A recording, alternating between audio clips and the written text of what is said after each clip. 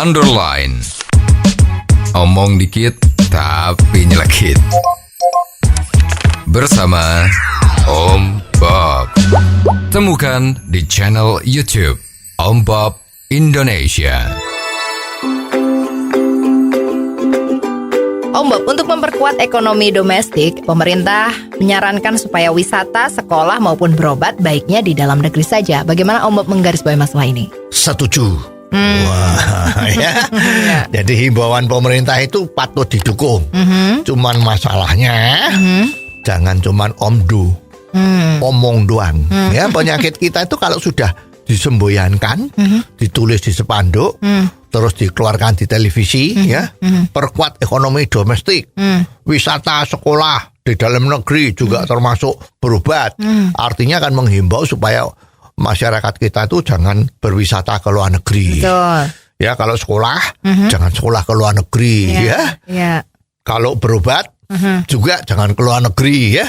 Lah, harusnya dicari dulu akar permasalahannya. Kenapa kok berwisata ke luar negeri? Ya. Nah, ini umumnya kalau orang yang belum pernah ke luar negeri kan wisata pertama negara tetangga Singapura, ya. Karena ongkos pesawatnya itu kalau Jakarta Singapura atau Jogja Singapura, Semarang Singapura, Surabaya Singapura itu lebih murah ketimbang kita berwisata ke Raja Ampat di Papua sana, ya kan? Jadi ya faktor mempengaruhi orang berwisata ke luar negeri itu kan banyak. Terus di samping itu, kalau harus wisata di dalam negeri itu, nah sekarang infrastrukturnya gimana? Memang Indonesia itu terkenal negara yang dengan pemandangannya yang luar biasa. Tapi infrastrukturnya gimana?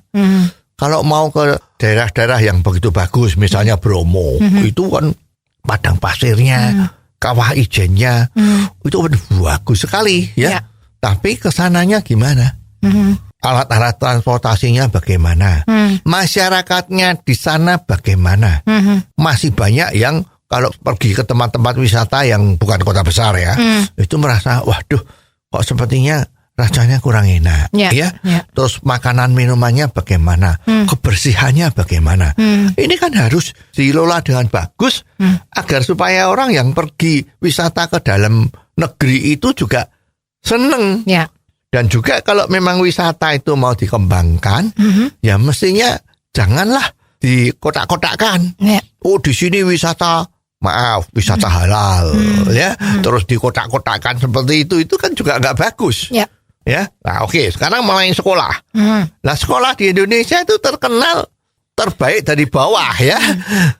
Setengah mati kan? Nah, sekarang kalau mau tetap disuruh sekolah nang Indonesia, tetapi ternyata mutunya itu tidak bisa dipegang.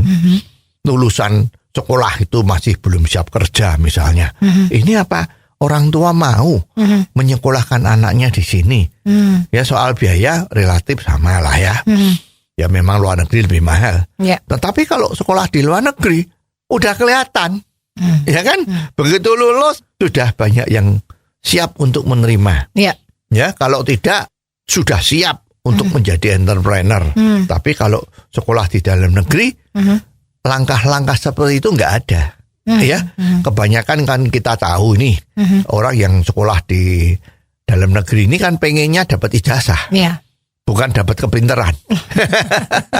Ya, jadi sekolahnya dibuka sebanyak-banyaknya, tapi pelajarannya seperti itu.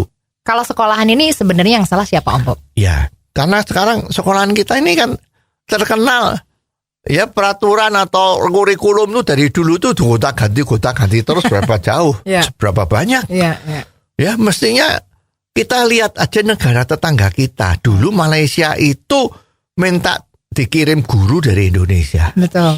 Sekarang mutunya jauh lebih tinggi dari mutu dari dalam negeri ini. Sekarang banyak orang yang sekolah di Malaysia. Johor tuh banyak itu murid-murid dari Indonesia, baik SMA maupun yang universitas. Betul. Nah, sebetulnya dikatakan di Indonesia itu mulai SD, SMP, SMA itu mutunya kalah. Ya mestinya kita tidak usah gengsi lah, ya. Kalau memang kita kalah, kita belajar. seperti dulu yang sering dikatakan, ya ada filosofi Jawa yang bagus ya.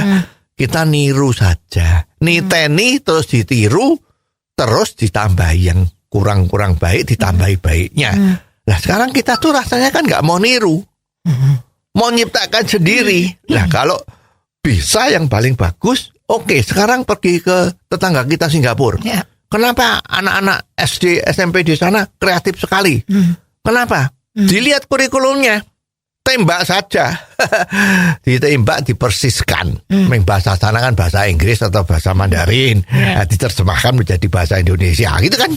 Udah gitu aja. Gurunya di training sebentar, jadi ini menjadikan kurikulum yang standar secara nasional. Otomatis lulusannya akan seperti dengan yang di Singapura kan, atau yang di Hong Kong kan. You lihat mereka kalau di TK itu bagaimana mereka ngajarnya, kayak apa bahannya, ditiru saja.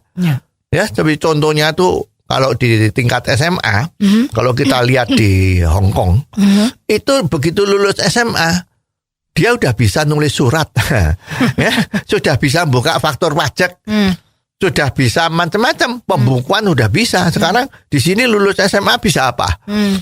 Nggak bisa apa-apa, masih harus di kursus macam-macam. Nah ini kan kelemahan kita. Nah soal berobat, ini rasanya waktunya habis ya. Soal ini himbauan berobat ke luar negeri, oke, ya, kita nanti akan bicara di kesempatan yang lain. Oh, jadi begitu ya Om Bob. Jelas deh sekarang. Terima kasih Om Bob untuk waktunya. Sampai ketemu lagi di waktu yang akan datang. Underline. Omong dikit tapi nyelekit. Bersama Om Bob. Jika Anda suka dengan channel ini, jangan lupa subscribe, like, dan komen.